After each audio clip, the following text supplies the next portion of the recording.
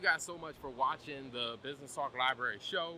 We're about to go in here and then do another interview. We're in Uptown Charlotte, and as you can see, the camerawoman will get the surroundings. There are festivals going on, but we're very excited about doing these interviews because we're just building those relationships with one business owner at a time because we think they have a lot of great things to share, and you may not have the opportunity to sit down and have a one-on-one conversation with the president of a business advisory firm.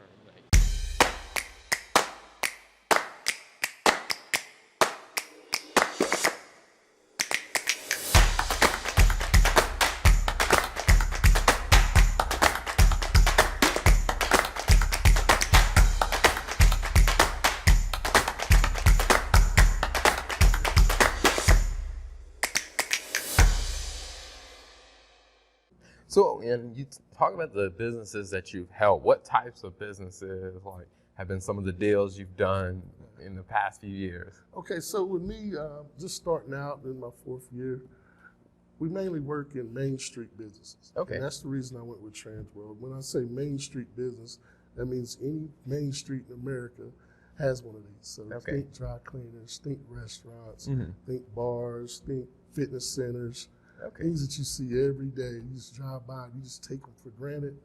Those are the businesses that we handle right now in our transaction process. We're moving into manufacturing, distribution companies, some other things, but you really get a good footprint. Main Street businesses is where you start because over 50% of businesses in America are Main Street businesses.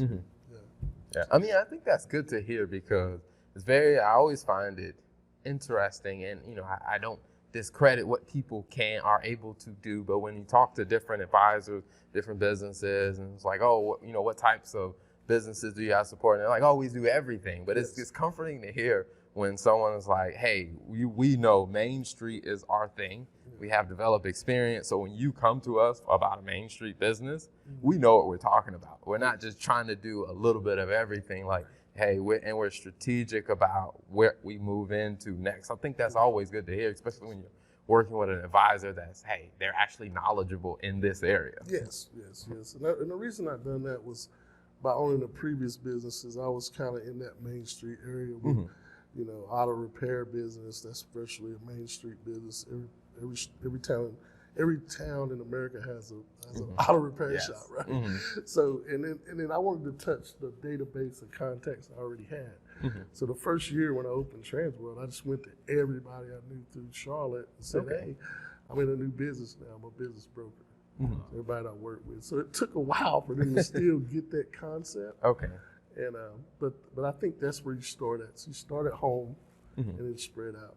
Have you seen a lot of businesses or specific types of businesses for sale, like the laundromat? Everyone expects that now everyone has a washer and dryer, so laundromats aren't being utilized. But I'm curious from your perspective, are there certain trends in the industry with what's for sale?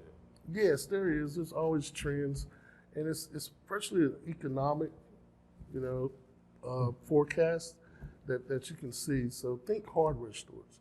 When Lowe's, Home Depot come out, all the people that own the hardware stores should have had them on the market, right? And then now they're waited too long. So if you have a hardware store, for instance, and you're doing $500,000 in revenue, your business is only worth the assets and inventory inside. Wow. It doesn't have any multiple of earnings until it goes over $500,000 in revenue. And you figure your local neighborhood hardware store is probably $500,000 revenue, still $10,000 a week. So that's probably about what your local hardware store could. That's probably their max. Oh wow. So virtually every hardware store you drive by is only worth the inventory.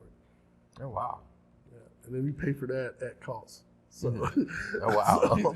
So it's worth this, right? Yeah. That's interesting to think about. Because you hear about, in the news, you hear about all these tech companies that are getting 20, 30 multiples, and it's just how. And when you think about a Main Street business, what are some of the multiple ranges that you usually see with a Main Street type business? So Main Street business is going to have a 2 to 5 times ratio, and we do ratio off of the EBITDA, the earnings before interest, taxes, deduction, amortization, or some people call it SDE, which is seller discretionary earnings. Okay. And virtually that's what the owner's putting in his pocket, and a multiple of that. So the businesses that you described earlier with the 20 or 30 times multiple is usually because of future contracts. Okay. So this tech company has a future contract with the government, and it's got $20 million worth of earnings coming in over the next few years. So the earnings they made this year won't reflect the earnings from future earnings. So that's the reason their multiple's higher. Okay. Yeah, so that's what one of the reasons we get into. And then healthcare services run around 10 times. So there are some niche businesses out there that do have higher multiples. Yeah.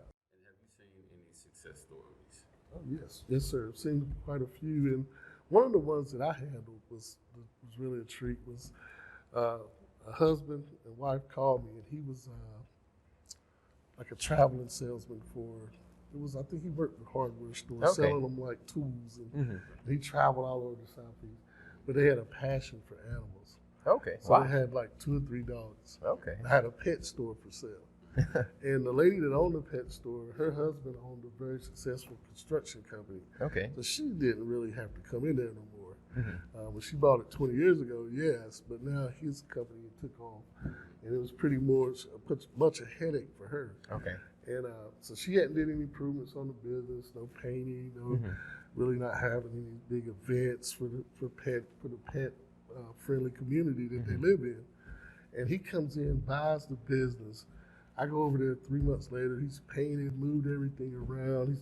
He did a buffet for the dogs, buffet treats. And the people come in and they can make their little baggy treats for the kids, for the dogs. Okay.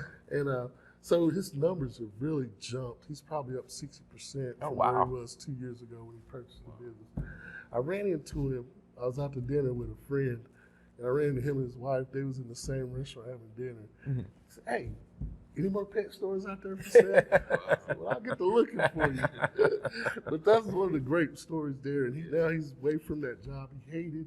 He's doing something he loves. Now, are there any particular resources, or let's say in the Charlotte market, any types of organizations you're like, hey, you can go here to get free information or free insights? Oh, guys, I'm glad you mentioned that. There's several, and there's more. When I started 20 years ago, the library used to have like a little seminars on starting your business. That was it. Okay. That was it. Now you have CPCC has a small business development center, and they have seminars almost every week on different aspects, even to revenue. The Department of Revenue has seminars on taxes. So if you're doing sales tax, they'll help you with that process to make sure you don't get in trouble. Okay. Because that's the one person that you do want to pay, the Department of Revenue.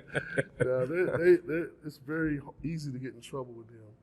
And so they have that. And there's the Women's Business Center. So if you're a woman or a minority, they have a lot of great information up there. Okay. And there's several others around the city. And that's one thing that we do.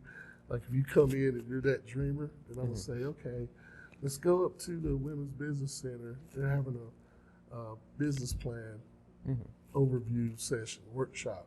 Go up there and work on your business plan to see if this is even feasible.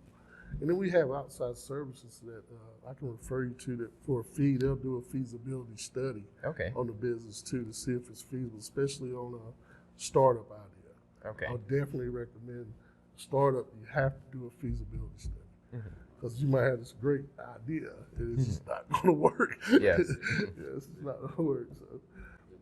Yeah, I definitely see that. I mean, with, even in my own firm of doing some accounting consulting, it's just talking to different people about their business. It's just like, hey, let's start off with what's the idea.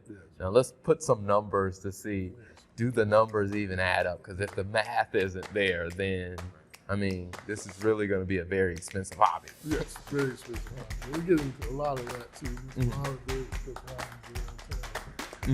That's what you want to do.